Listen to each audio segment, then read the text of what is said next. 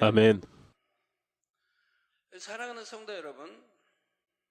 Mes chers frères et sœurs en Christ, membres de plus de 8000 églises branches en Corée partout dans le monde, comprenant les États-Unis, le Canada, le Mexique, le Guatemala, le Honduras, le Salvador, le Nicaragua, le Costa Rica, le Panama, le Venezuela, la Colombie, l'Équateur, le Pérou, le Brésil, la Bolivie, l'Uruguay, l'Argentine, le Chili, le Japon, la Mongolie, la Chine, le Taïwan, la Thaïlande, le Vietnam, les Philippines, la Malaisie, l'Indonésie, le Népal, l'Inde, le Sri Lanka, le Pakistan, le Kazakhstan, l'Israël, la Palestine, l'Égypte, le Soudan, l'Éthiopie, le Kenya, l'Ouganda, le Rwanda, le Burundi, la Tanzanie, la République démocratique du Congo, le Gabon, l'Angola, le Botswana, le Swaziland, l'Afrique du Sud, le Burkina Faso, le Libéria, la Côte d'Ivoire, le Ghana, le Nigeria, le Royaume-Uni, l'Irlande, la France, la Belgique, le Pays-Bas, l'Allemagne, l'Italie, la Grèce, la Russie, la Suède, l'Estonie, la Bélarus, l'Ukraine, le Daghestan et membres des sanctuaires locaux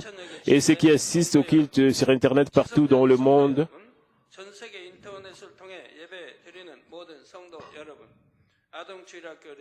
Les enfants de l'école du dimanche, le téléspectateur de GCN et de Malmi TV. C'est la 6e session de l'enseignement sur l'enfer. J'ai interrompu cet enseignement sur l'enfer pendant un moment pour vous parler au sujet de garder le sabbat saint et de donner toute la dîme et les offrandes. Le sabbat et la dîme sont les fondations d'une vie chrétienne. Ils sont une nécessité pour les salis et par conséquent, on ne doit jamais trop insister là-dessus. Et pour le moment, j'ai reçu beaucoup de lettres au sujet de lettres de remerciement venant de beaucoup de pays.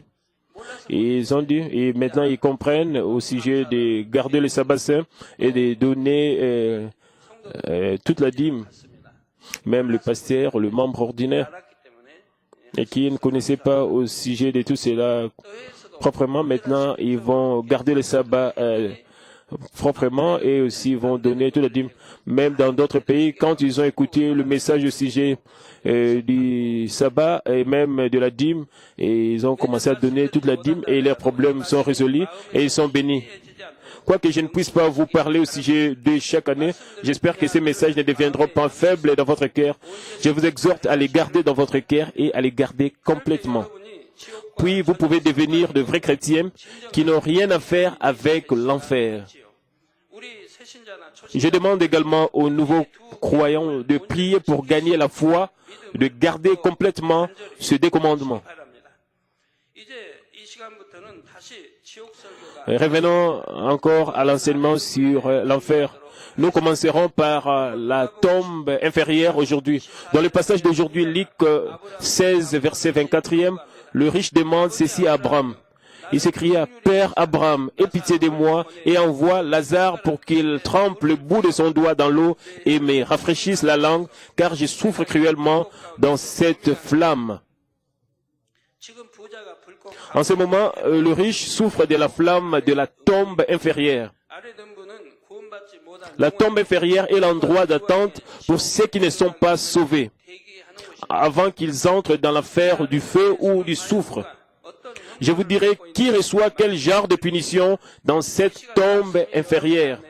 J'espère que ce message deviendra vie en vous et je prie au nom du Seigneur que vous allez tous demeurer dans la lumière vive. Chers frères et sœurs en Christ, avant que nous commencions le message d'aujourd'hui, revoyons brièvement le message précédent. Certains ne croient pas en l'existence du ciel et de l'enfer. D'autres disent qu'ils découvriront quand ils meurent. Mais le ciel et l'enfer existent sûrement. Et si vous allez apprendre, découvrir au sujet de l'enfer quand vous mourrez, c'est-à-dire que vous ne serez pas sauvés. La Bible témoigne de l'existence de l'enfer. En outre, les signes et les prodiges qui peuvent être manifestés seulement par la puissance de Dieu prouvent que toutes les paroles dans la Bible sont vraies. Pourquoi Dieu permet que nous puissions publier les livres au sujet du ciel et de l'enfer? Parce qu'il y a beaucoup de signes et prodiges qui ont lieu dans cette église et au travers de cette église, le livre Le ciel et l'enfer doivent être publiés pour que les gens puissent croire.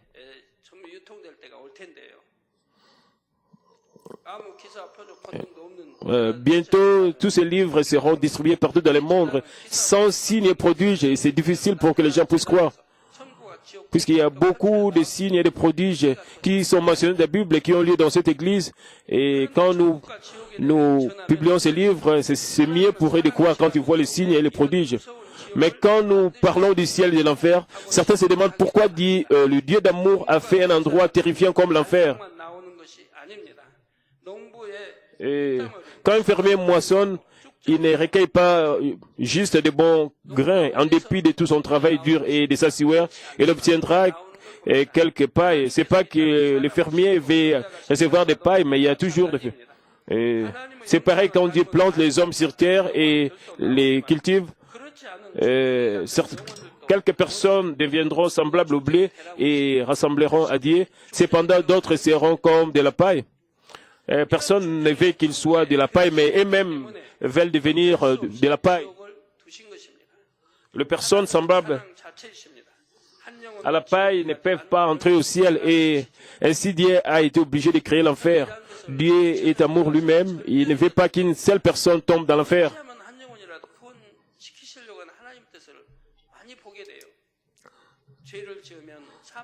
À partir de l'année 2000, j'ai senti cela profondément. Dieu veut que personne ne tombe dans l'enfer. Dieu me permettait toujours de prêcher quand quelqu'un était dans le péché.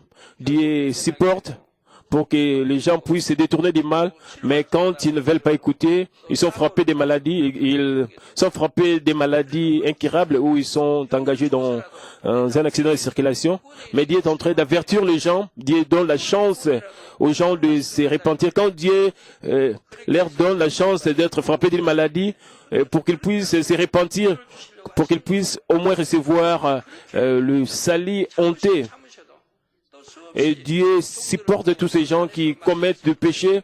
Et Dieu parle à tous ces gens au travers de ses serviteurs. Mais si ces gens continuent à commettre le péché, Dieu va tourner sa face contre tous ces gens. Alors, ils ne seront pas sauvés.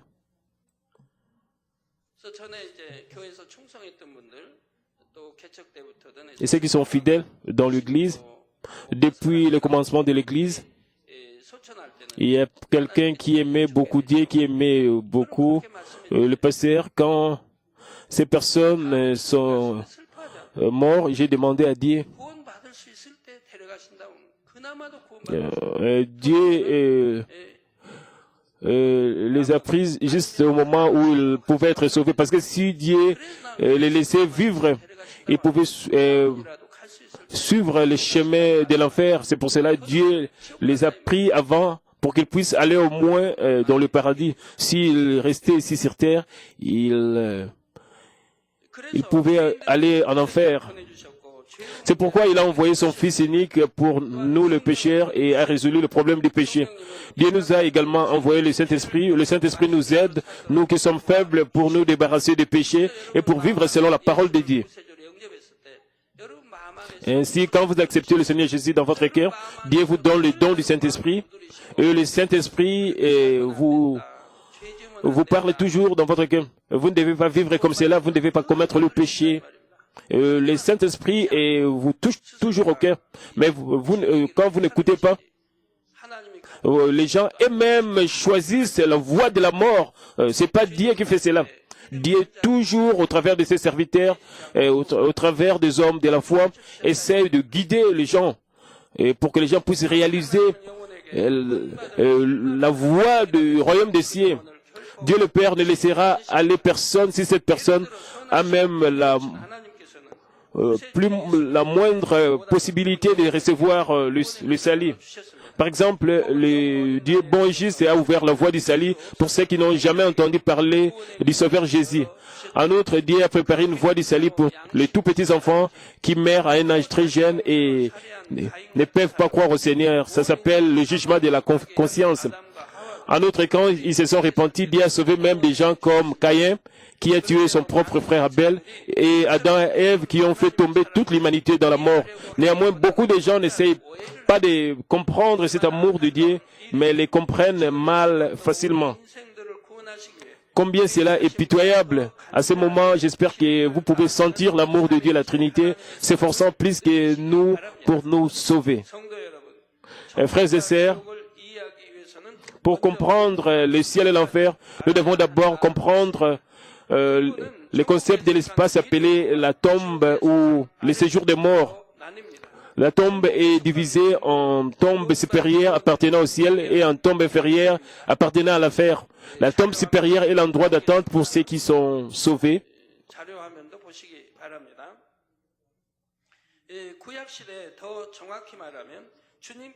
À l'époque de l'Ancien Testament, plus spécifiquement, avant que le Seigneur ait pris la croix, ceux qui étaient sauvés attendaient dans cette tombe supérieure. Mais depuis la résurrection du Seigneur, ceux qui sont sauvés attendent dans la droite d'attente du paradis jusqu'à la seconde venue du Seigneur dans les airs. Ceux qui sont sauvés restent seulement dans la tombe supérieure pendant 3 jours maintenant. Cette période de 3 jours est le moment pour qu'ils puissent s'habituer au monde spirituel.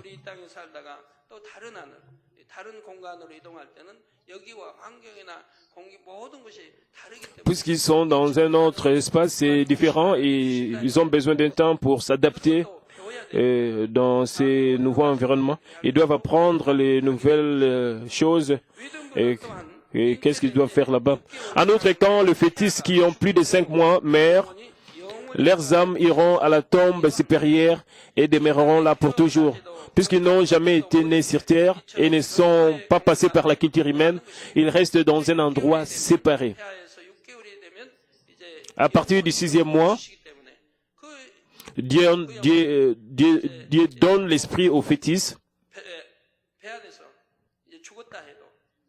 Et quand le fœtus meurt ou quand le nouveau bébé meurt,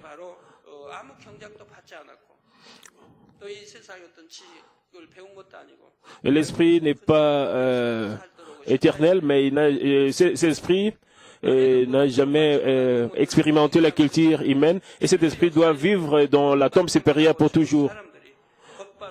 La tombe supérieure est l'endroit d'attente pour ceux qui ne sont pas... la tombe inférieure est l'endroit d'attente pour ceux qui ne sont pas sauvés. Depuis que l'histoire humaine a commencé, quand les gens sont morts sans recevoir les salis, ils n'allaient pas immédiatement en enfer. Ils entreront dans le temps du feu ou dans le temps du soufre après que la culture humaine soit terminée et leur jugement du grand trône blanc est fait. Dans Apocalypse 20, Jean a écrit que la mort et le séjour des morts ont rendu les morts et ils ont été jugés et jetés dans les temps du feu. Ceux dont les noms ne sont pas écrits dans le livre de vie seront jugés. Et c'est pour cela que vous ne devez pas commettre le péché qui mène à la mort. Et regardons de nouveau la structure de l'enfer. La partie la plus élevée de l'enfer est la tombe supérieure, la tombe inférieure.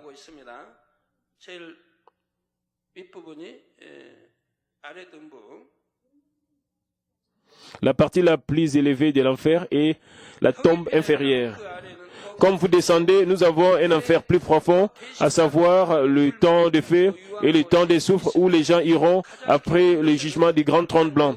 Dans la partie la plus basse est le puits sans fond où l'abîme où les esprits mauvais sont confinés. Évidemment, l'enfer ne ressemble pas à ceci en réalité. C'est juste une illustration pour vous aider à comprendre sa structure. Par cette illustration, vous pouvez juste comprendre que dans l'enfer, il y a différents espaces qui ont des profondeurs et des dimensions différentes. Ceux qui sont morts sans les salis sont maintenant confinés dans la tombe inférieure, recevant leur punition. Certains d'entre eux sont morts il y a des milliers d'années et d'autres il y a juste 2 ou 3 jours. Certains sont en train de recevoir des punitions cruelles pour des milliers d'années selon leurs péchés. Frères et sœurs, nous pouvons juger l'état du salut dans une certaine mesure quand nous voyons des personnes sur leur lit de mort. Dans beaucoup de cas, ceux qui sont sur le point de mourir arrivent à voir un monde spirituel pendant leurs derniers moments. Ceux qui sont sauvés verront des anges en robe blanche. Ces 2 anges viennent à eux pour les guider au royaume des cieux.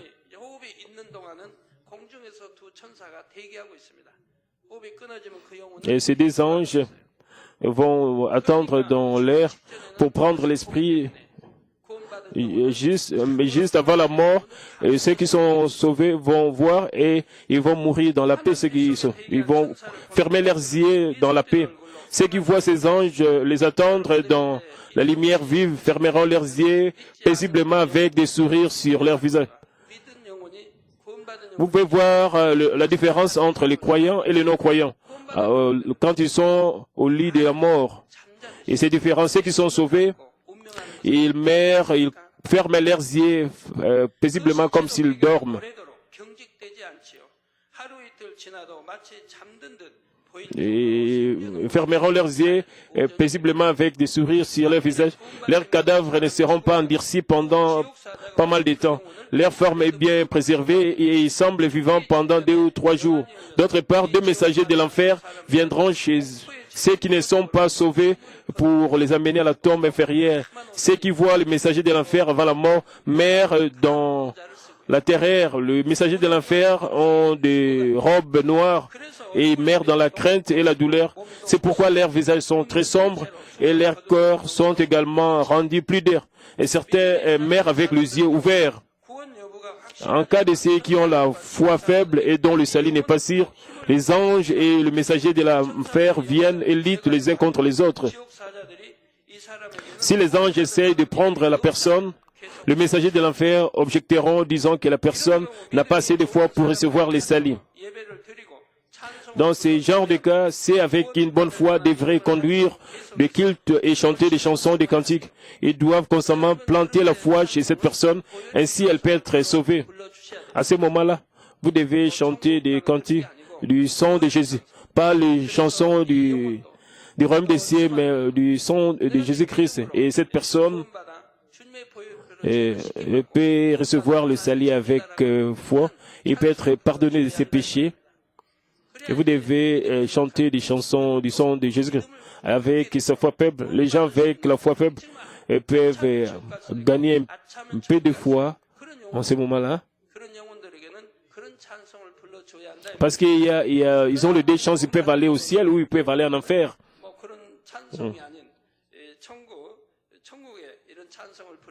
Et ceux qui ont une très bonne foi, vous pouvez chanter des cantiques pour cette personne. Pour ceux qui ont une grande foi, vous pouvez chanter seulement les chansons du royaume des cieux. Combien de désespérés doit être une personne à la purification dans la route entre le ciel et l'enfer? Je vous exhorte à évangéliser votre famille et vos voisins, sachant ce fait. La fois passée, une fois, j'ai prié pour une personne qui était vraiment à la purification du ciel et de l'enfer. Et les membres de sa famille sont venus demander la prière pour le salut. Il était capturé par la terreur, il ne pouvait même pas parler. Il était en train de trembler parce qu'il avait la crainte avant de mourir. On pouvait voir déjà qu'il était déjà capturé par le diable. J'ai chassé l'ennemi diable et j'ai prié pour lui. Et j'ai confessé devant Dieu. C'est un enfant qui a accepté Jésus-Christ et j'ai chassé le mauvais esprit. Et j'ai demandé à Dieu de le protéger par le feu du Saint-Esprit et par ses yeux en flammes. Il ne pouvait même pas parler. Et son visage a été changé. Directement, il y avait la joie parce que le diable l'a quitté. Le messager de l'enfer a été chassé et il a commencé à pleurer bien qu'il ne pouvait pas parler. Et j'ai demandé à la famille de préparer les funérailles. Et après quelques heures, il est mort.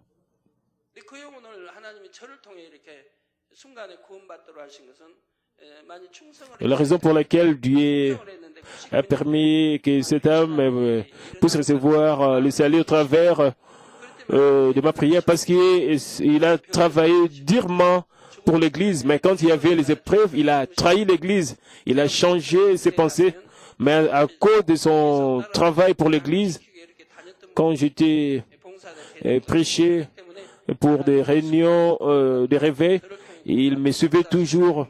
Il m'escortait, il me protégeait. Il était aussi le leader de la mission des volontaires. Dieu s'est souvenu de ses œuvres et Dieu a accepté ma prière. Dans le cas du roi Ézéchias, il a prié de la même façon. Et Dieu s'est souvenu de ses œuvres.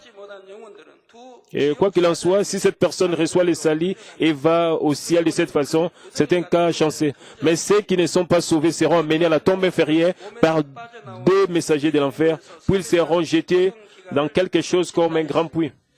J'ai dit que l'esprit de ceux qui sont sauvés sortira du corps et aura un moment d'adaptation pendant 3 jours dans la tombe supérieure. De même, ceux qui ne sont pas sauvés resteront également dans l'endroit d'attente de la tombe inférieure pendant 3 jours. Le grand puits est un tel endroit d'attente. Pour ceux qui ne sont pas sauvés également, tout sera nouveau et peu familier juste après que leur esprit sorte du corps. C'est pourquoi ils ont besoin également d'un temps pour s'habituer au monde spirituel. Quand les âmes qui sont sauvées restent dans la tombe supérieure, ou le paradis, elles sont remplies seulement de joie et de paix puisqu'elles sont sauvées. Leurs vies terrestres qui ont été remplies de larmes et de chagrins ont toutes disparu. Elles sont remplies de bonheur et d'espoir, de vie glorieuse qu'elles apprécieront. Mais la tombe inférieure n'est pas ce genre d'endroit d'attente. C'est l'endroit pour commencer la douleur brutale qui ne peut être comparée au chagrin et à la douleur de cette terre. Elles ne peuvent avoir aucun espoir, seulement la douleur qui augmentera. Elles feront face à cette réalité du moment où elles sont amenées par le messager de l'enfer et jetées dans ces grands puits.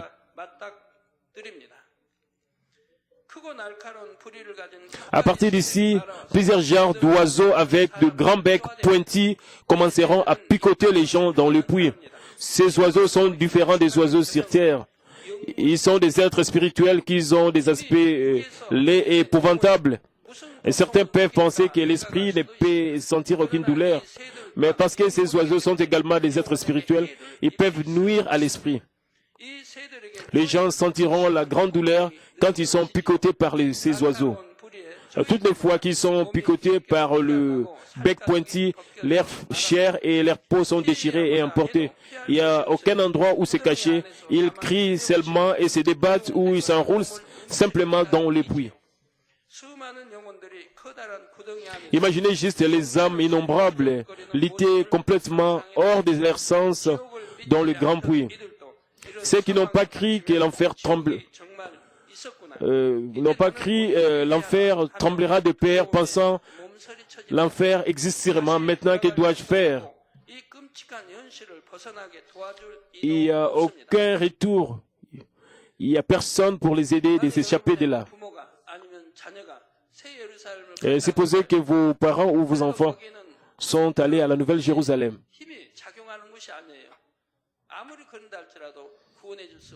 Même si c'est la personne ne peut sauver ceux qui sont dans l'enfer.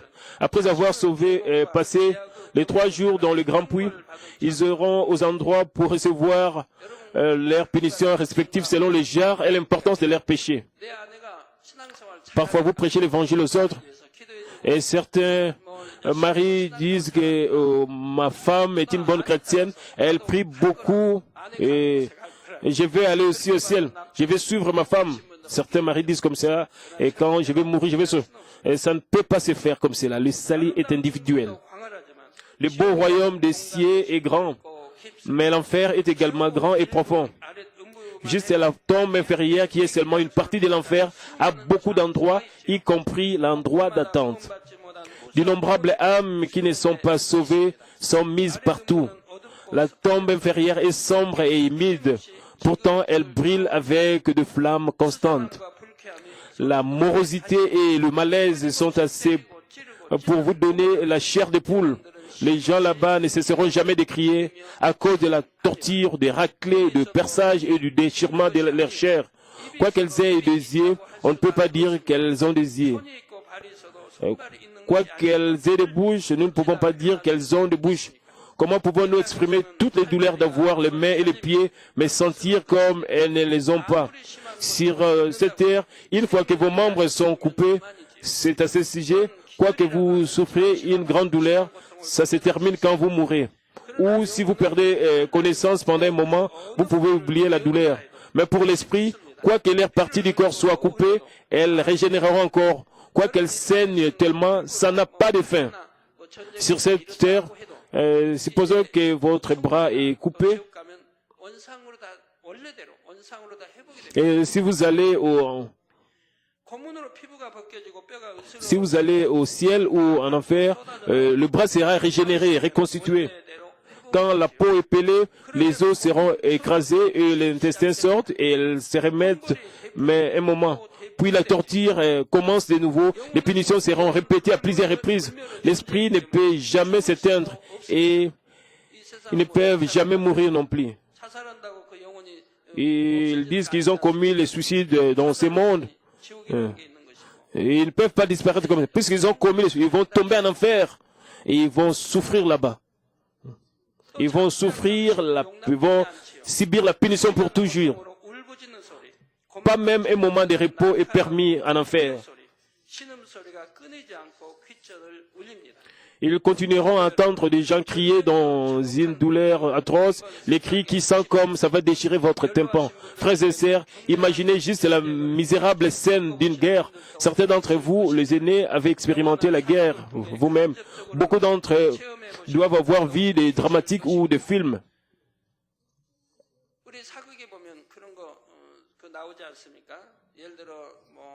Dans des dramatiques historiques, dans des films historiques, nous voyons quelques ministres qui sont torturés. Et je pense que vous avez vu certains de ces films. Quand vous voyez des séries dramatiques ou des films, certains ont été faussement accusés, ils sont accusés à tort. C'est quand ils sont torturés, c'est vraiment misérable. On met parfois des grands pots entre leurs jambes et on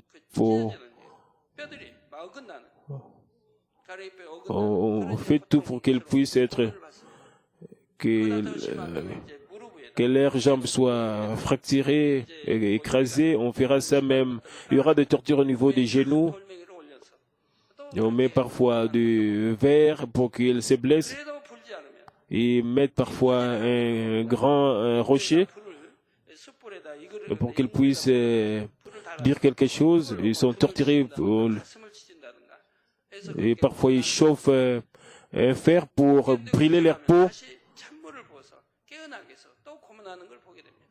Et parfois ils mettent de l'eau froide. C'était l'ancienne méthode. Et maintenant, il y a même des nouveaux modèles de torture et maintenant, même c'est même plus difficile, c'est plus dur.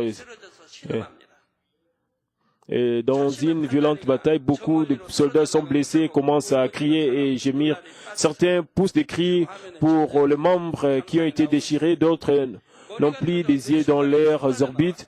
Les cerveaux de certains ont jailli. Certains errent sans but après avoir perdu leur sens, dû au bruit fort des explosions, à l'air qui est plein de la fumée, des bombes et à l'odeur du sang et de la mort. Les cris et les gémissements sont continus et ceci peut s'appeler un enfer vivant. Et l'enfer ne peut même pas être comparé ou rivalisé avec ces champs de bataille dans la cruauté et la misère. Ils ont l'agonie souffrant des punitions et pensent à la façon de sortir de là, mais ne peuvent pas trouver le moindre brin d'espoir. La seule chose qu'ils trouvent est la réalité misérable de la tombe inférieure de laquelle elles ne peuvent jamais s'échapper. En plus de cela, elles peuvent voir l'enfer du feu et du soufre brûlant. Elles savent qu'elles tomberont dans les temps du feu ou les temps du soufre. Les hommes là-bas en enfer savent que après le jugement du trône, elles savent qu'elles tomberont dans les temps du feu ou dans les temps du soufre. Ceux qui sont emprisonnés, ils savent que s'ils ont commis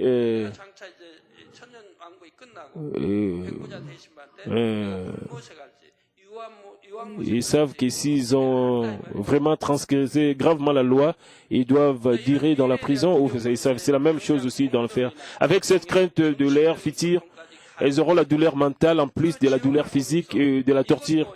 Voyant cet enfer, elles regretteront à plusieurs reprises pensant, si c'est douloureux ici, quand serait-il dans ces faits?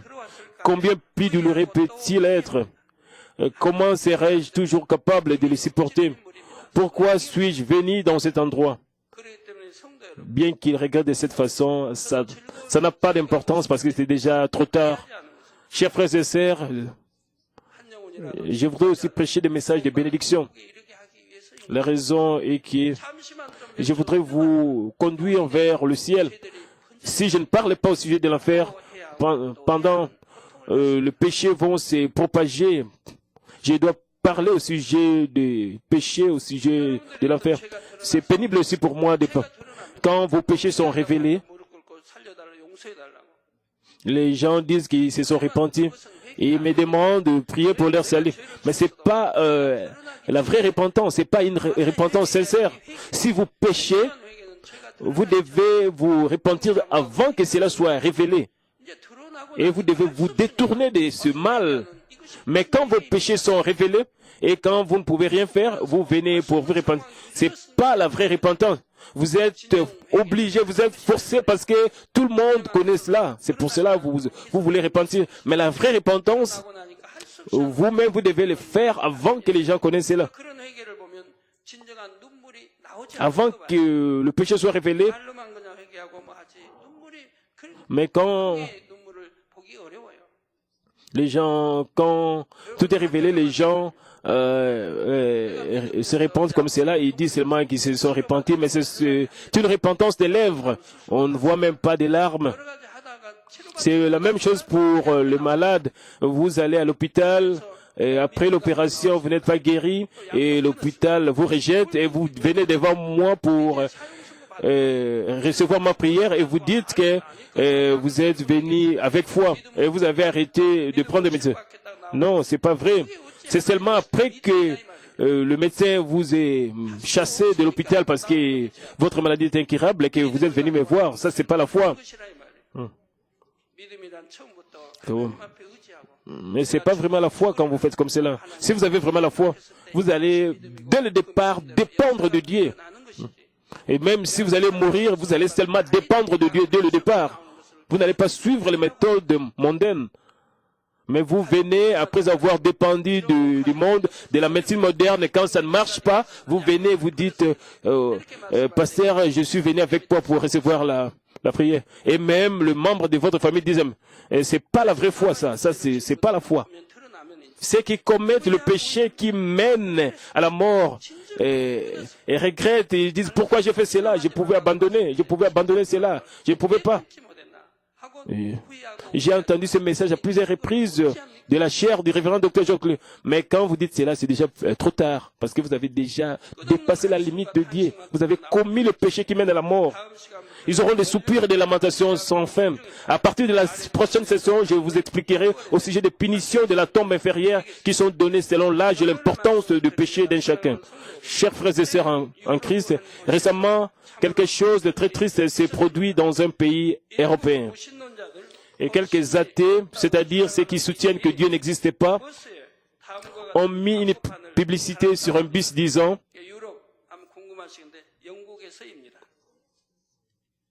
et c'était au Royaume-Uni. Ils ont écrit, il n'y a probablement aucun Dieu. Maintenant, cessez de vous inquiéter et profitez de votre vie.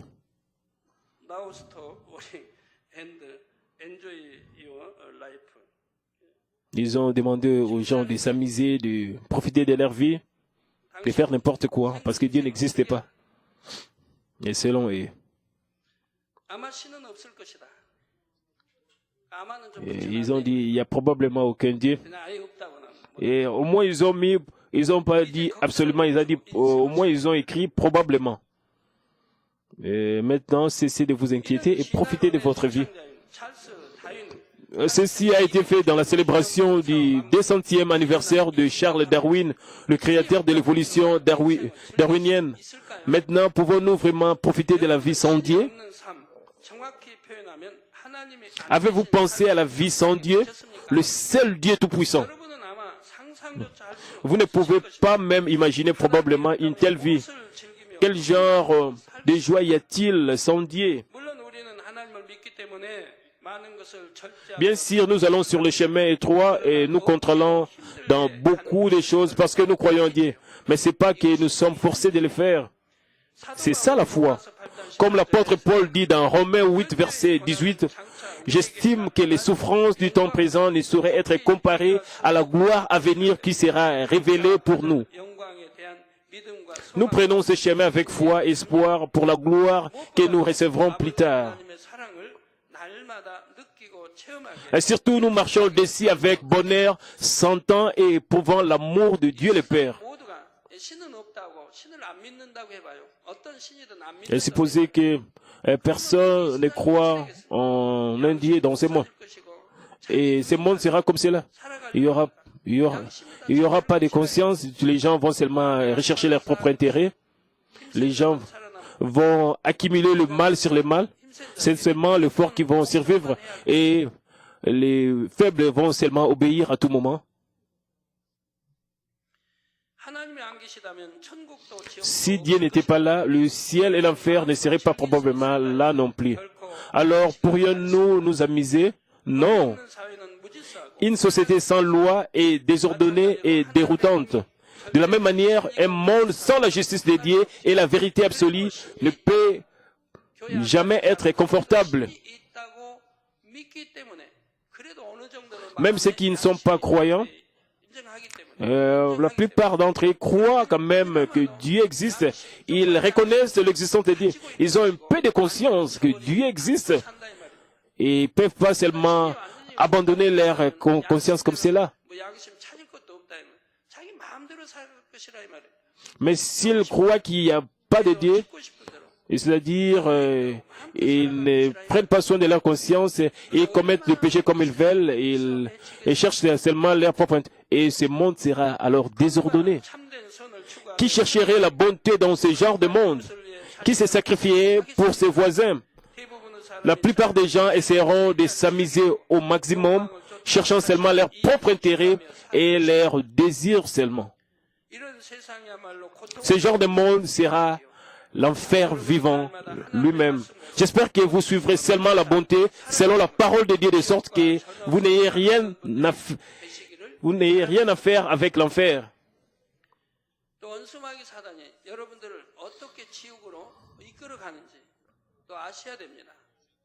Vous devez comprendre comment est-ce que le diable essaie de vous amener en enfer. Mais pour le moment, je n'ai pas vraiment le temps.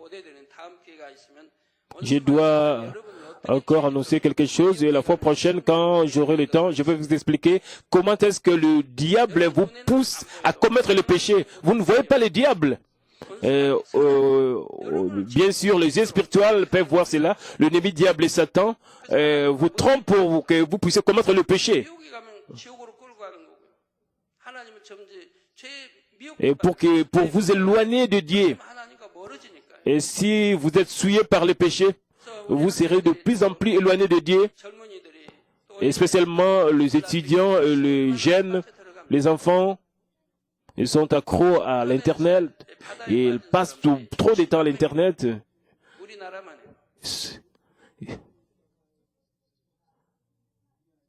Il y a des centaines d'étudiants et d'élèves qui sont vraiment accros à l'Internet, ils sont intoxiqués, ils passent tout leur temps à l'Internet. C'est trop, ils dépassent. Et cela est écrit sur, ça a été écrit sur le journal le vendredi. Un garçon de 14 ans, il passe 15 heures du temps par jour jouant seulement aux jeux d'Internet. Et il ne dort pas vraiment, il passe 15 heures du temps par jour seulement en jouant avec les jeux d'Internet. Il a même fui la maison parce qu'il ne voulait pas écouter ses parents, parce que ses parents demandaient à cet enfant d'étudier. Et quand il y a de telles addictions, de telles intoxications d'Internet, c'est pas bien.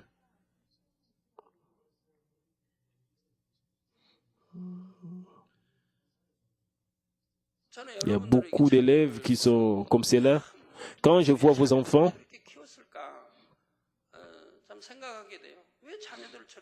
je me pose la question, comment est-ce que vous éduquez vos enfants? Vous pouvez éduquer vos enfants d'une très belle manière, et comme les enfants qui ressemblent au Seigneur.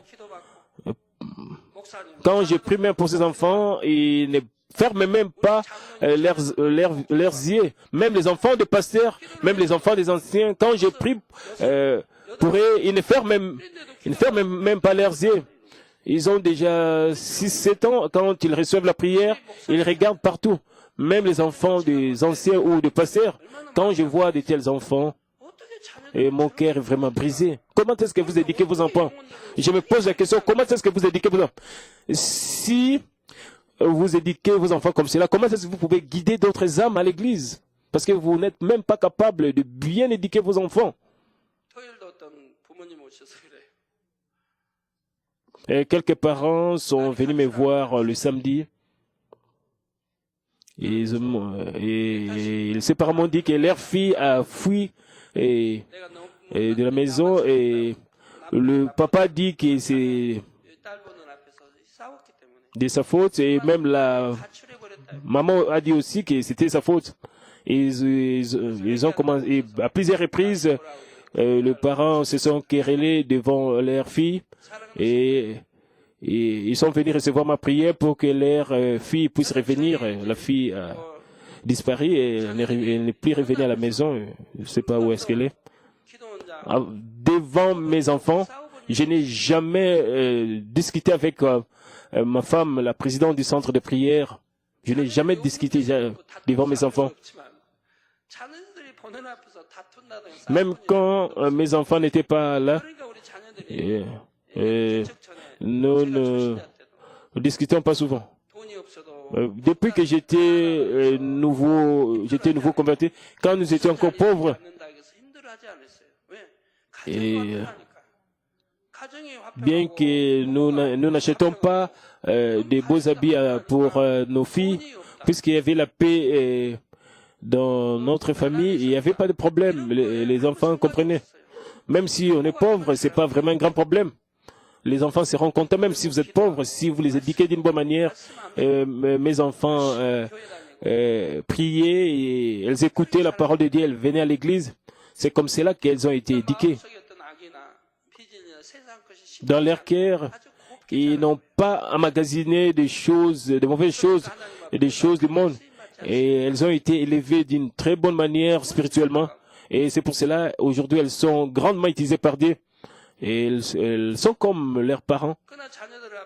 Et elles ont imité leurs parents. Mais si vous discutez devant vos enfants, spécialement quand vous n'êtes pas vraiment financièrement, vous n'êtes pas vraiment riche, quand vous vous battez devant vos enfants, les enfants auront des difficultés dans leur cœur, ils vont beaucoup souffrir. Quand le papa et la maman se battent devant les enfants, et quand la situation financière de la famille n'est pas bonne, les enfants auront la tendance de quitter la maison pour toujours. Parce que la situation à la maison, ça ne va pas. Financièrement, vous n'avez rien. Et à tout moment, papa et maman se battent. Les enfants vont aller à la rue. Puisqu'il n'y a pas la paix à la maison, ils vont chercher quelque chose de meilleur. Et ils vont quitter la maison. Et ils vont parfois retourner à la maison toujours plus tard. Ils vont commencer à avoir des rendez-vous avec des copines parce que les enfants seront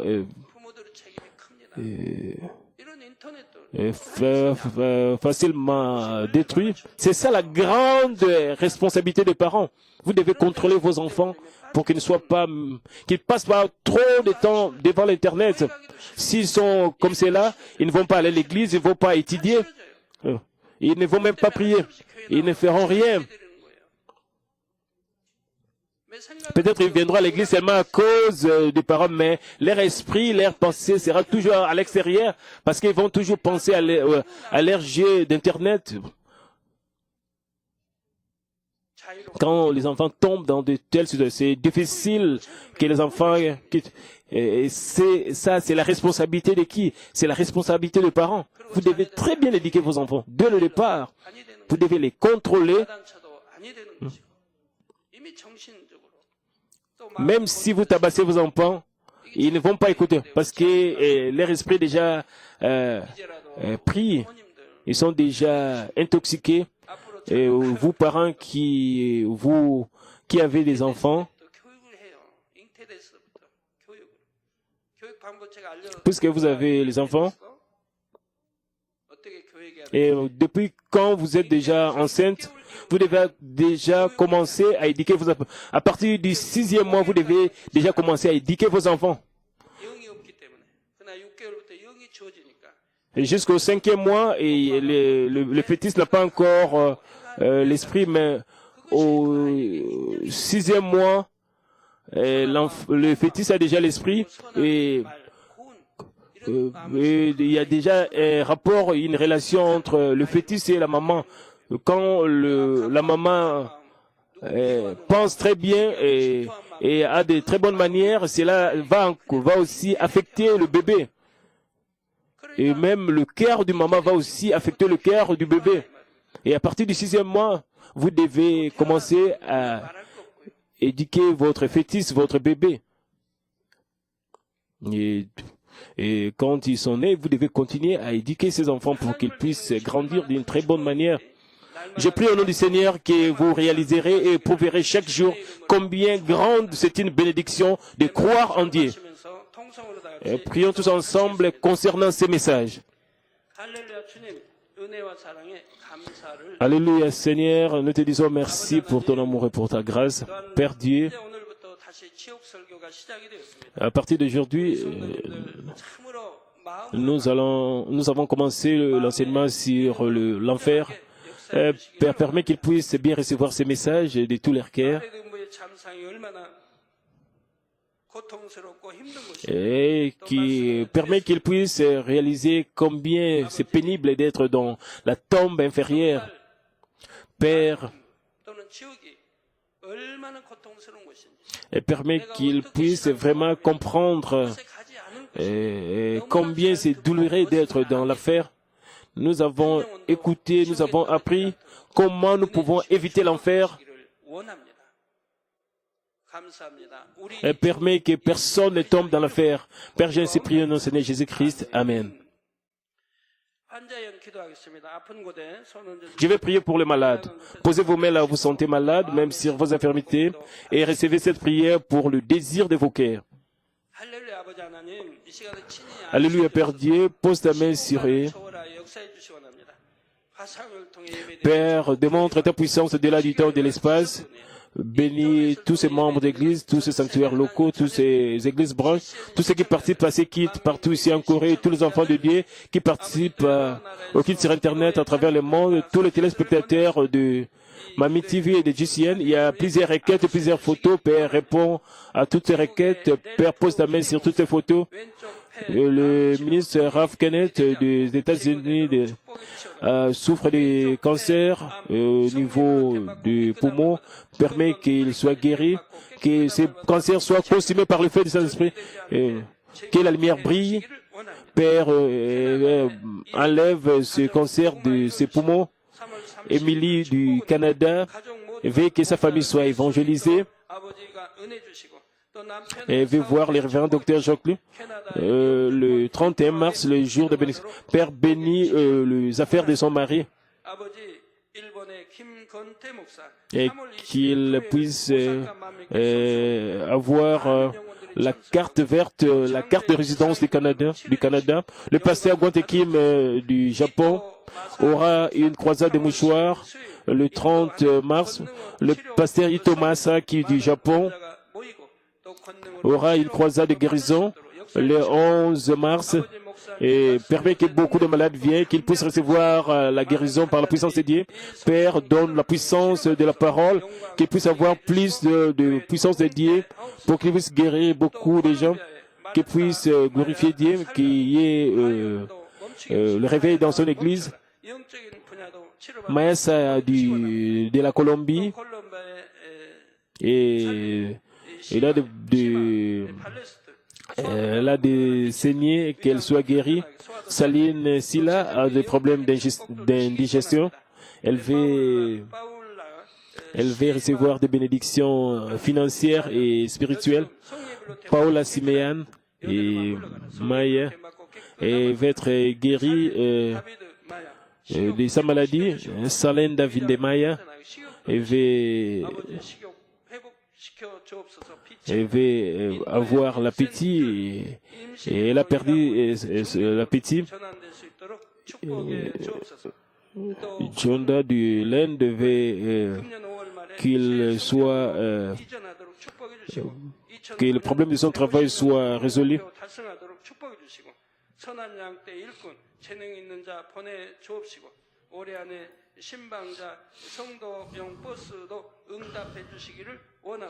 Et il prie aussi pour avoir beaucoup de membres, des membres qui ont des talents dans leur église et ils ont aussi besoin de véhicules pour l'église. Wanseling veut vendre rapidement sa maison et elle prie pour avoir un mari et qu'elle puisse qu'il se répande de tous ses péchés, qu'il puisse accomplir la sanctification, la parfaite sanctification, qu'il puisse recevoir la puissance de la prière. Père, permet que ses yeux spirituels s'ouvrent et qu'il puisse écouter la voix du Saint-Esprit. Ryosha, elle veut se repentir de ses péchés parce qu'elle a blasphémé contre le Saint-Esprit. Père, pardonne-lui. Chan Aya, elle a 19 semaines de grossesse, elle va avoir un bébé garçon. Chang Chui a blasphémé contre le Saint-Esprit et elle va être pardonnée. Et son fils, Liwi,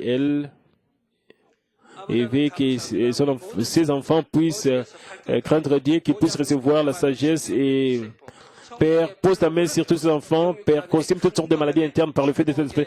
Donne à tes enfants la bonne santé spirituelle et physique. Permet qu'ils puissent bien voir, qu'ils puissent bien entendre, qu'ils puissent bien parler. Et Père, consume tout ce qui est cancer, tout ce qui est hypertension, hypotension, diabète, et que leur tension soit normale. Et Père, que toute complication puisse disparaître, toute maladie de la peau, toute démangeaison puisse disparaître, tout ce qui est maladie interne puisse disparaître au nom du Seigneur Jésus-Christ. Et que toutes sortes de maladies soient consumées par le feu du Saint-Esprit. Père, guéris toutes sortes de paralysies. Père, Dieu, et réponds à leurs prières. Père, donne à tes enfants la prospérité pendant la semaine. Donne à tes enfants la bonne santé. Et par tous tes enfants seront, protège-les par le feu du Saint-Esprit, par tes yeux enflammés, par l'armée céleste et par tes anges. Protège-les dans leur lieu de travail, dans leurs affaires, qu'ils puissent prêter, qu'ils ne puissent pas emprunter. Cette année, c'est une année de bénédiction, qu'ils puissent préparer leurs vases pour recevoir de bénédictions abondantes. Père Dieu, protège tout le bus de l'Église et toutes les voitures de nos membres qui soient avec lui quand ils conduisent. Père, donne à tes enfants la paix pendant cette semaine et protège tous nos missionnaires d'outre-mer. Protège nos membres dans d'autres pays et nos églises branches dans d'autres pays. Père, protège-les à tout moment et Père, donne-leur la paix. Au nom du Seigneur Jésus-Christ, j'ai ainsi prié. Amen.